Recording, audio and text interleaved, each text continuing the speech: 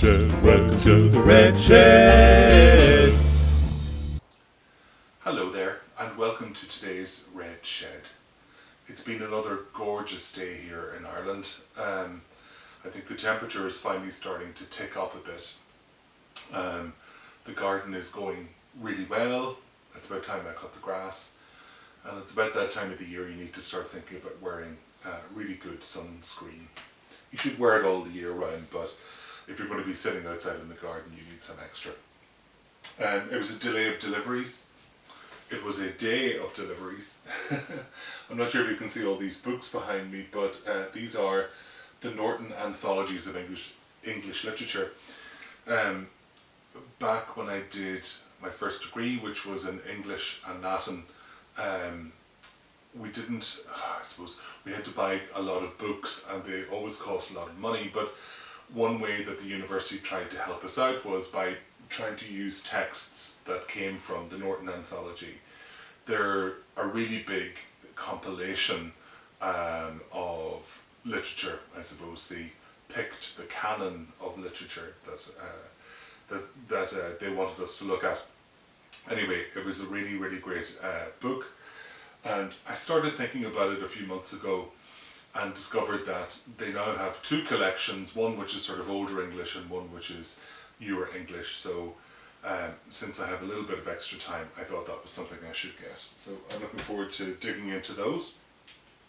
Today's poem is a poem for Sarah that she had requested, and she liked the piece that I did recently on Ogden Nash. So we have another Ogden Nash poem suitable for children, and it's a light-hearted poem called Adventures of Isabel by Ogden Nash. Isabel met an enormous bear. Isabel didn't care. The bear was hungry, the bear was ravenous, the bear's big mouth was cruel and cavernous. The bear said, "Isabel, glad to meet you. How do, Isabel, now I'll eat you." Isabel didn't worry. Isabel didn't scream or scurry. She washed her hands and she straightened her hair up. Then Isabel quietly ate the bear up.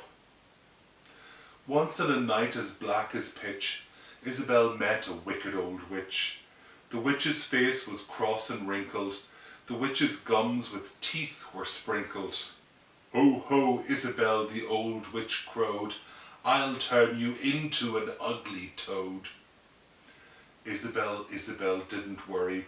Isabel didn't scream or scurry. She showed no rage and she showed no rancor. But she turned the witch into milk and drank her. Isabel met a hideous giant.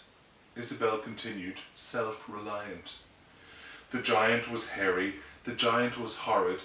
He had one eye in the middle of his forehead. "Good morning, Isabel," the giant said. "I'll grind your bones to make my bread." Isabel didn't worry. Isabel didn't scream or scurry. She nibbled the feedback that she always fed off, and when it was gone, she cut the giant's head off. Isabel met a troublesome doctor. He punched and he poked till he really shocked her. The doctor's talk was of coughs and chills, and the doctor's satchel bulged with pills. The doctor said unto Isabel, "Swallow this, it will make you well." Isabel didn't worry. Isabel didn't scream or scurry. She took those pills from the pill concoctor, and Isabel calmly cured the doctor. That was for you, Sarah. Don't forget, if there's a particular poem or a piece of prose that you'd like to be included in the next Red Shed, you can let me know in the comments on YouTube. Don't forget to subscribe, or on Facebook or Twitter, or on any of the 37.3 social media accounts that I appear to have.